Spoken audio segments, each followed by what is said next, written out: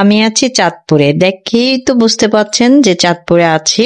তো চাঁদপুরে এসে আমি এই তো ফারিসা রিসোর্টে চলে গেলাম। তো ফারিসা রিসোর্টে সর্বপ্রথমই আপনাদের সাথে আমার একটা কথা, যে এখানে টিকিট নেয় 100 টাকা করে। আপনারা 100 টাকায় খুশি না 50 টাকা করে হলে খুশি হবেন?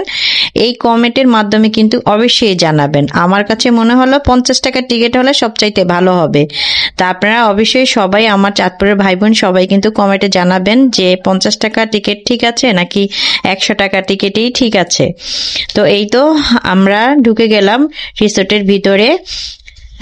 100 টাকা করে টিকিট কেটে। তো আসলে জনপ্রতি 100 টাকা, এটা আসলে খুবই বেশি হয়ে যায়। যেহেতু আমাদের এই চাঁদপুর শহরে এই সুন্দর একটি রিসোর্ট হয়েছে, তো অল্প টাকায় কিন্তু এই রিসোর্টের টিকিট যদি 50 টাকায় হতো তাহলে কিন্তু সবচেয়ে ভালো হতো। তাহলে দেখা যায় সবাই কিন্তু এখানে যেতে পারতো বা সবাই ঘুরে খুবই মজা পেত বা আনন্দ পেত। আসলে 100 টাকার টিকিট জনপ্রতি, এটা কিন্তু আমার কাছে মনে হলো যে চাঁদপুরের মধ্যে একটু বেশি হয়ে যায়। তো যাই হোক, আপনারা অবশ্যই কমেন্টে জানাবেন। আসলে সবাই যদি আমরা একমত হই তাহলে দেখা যায় যদি টিকিটটা 50 টাকা করে করে, তাহলে আমাদের আশেপাশে যারা আছে সবাই এখানে যে একটু ঘুরতে পারবে বা বাচ্চাদের নিয়েও যেতে পারবে। যেহেতু এত সুন্দর একটা রিসোর্ট এখানে করেছে, তো আশা করি সবাই আমরা যেতে পারবো।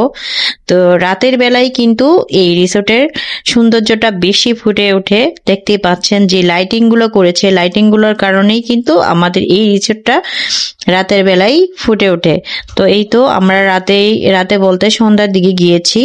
এখন এই তো হাঁটতেছি আর আপনাদের জন্য অল্প অল্প করে একটু ভিডিও নিয়ে নিচ্ছি। আসলে এখানে শুধু তো লাইটিং আর হচ্ছে এই তো একটা রেস্টুরেন্টও আছে, এখানে খাবার দাবারও ব্যবস্থা আছে। তো যারা খেতে চান অবশ্যই খেতে পারবেন, আর যারা দূর দূরান্ত থেকে যায় তারাও এখানে থাকতেও পারবে। তো চারদিকে এই তো ছোট ছোট লেক গুলা দেখতে খুবই ভালো লাগে। তো এখানে এই সন্ধ্যায় কিন্তু ছবি তোলার জন্য জায়গাটা খুবই সুন্দর, আর ছবিও খুবই সুন্দর আসে সন্ধ্যার দিকে। তো আমরা যে আসলে বেশিক্ষণ ছিলাম না, তার মধ্যেই সবটুকু জায়গা অল্প অল্প করে কিন্তু ঘুরে নিয়েছি। আর যেহেতু আমি ঈদের 3-4 দিন পরে গিয়েছি, তো এখানে মোটামুটি ভালোই ভিড় ছিল।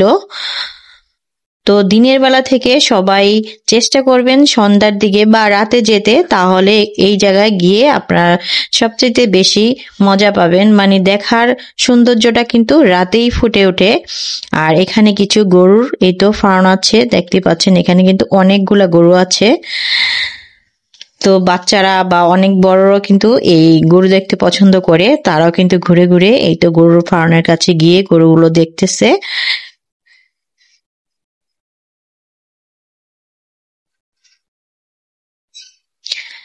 আর এখানে এই তো দেখেন এই আইসক্রিম গুলো পাওয়া যায়।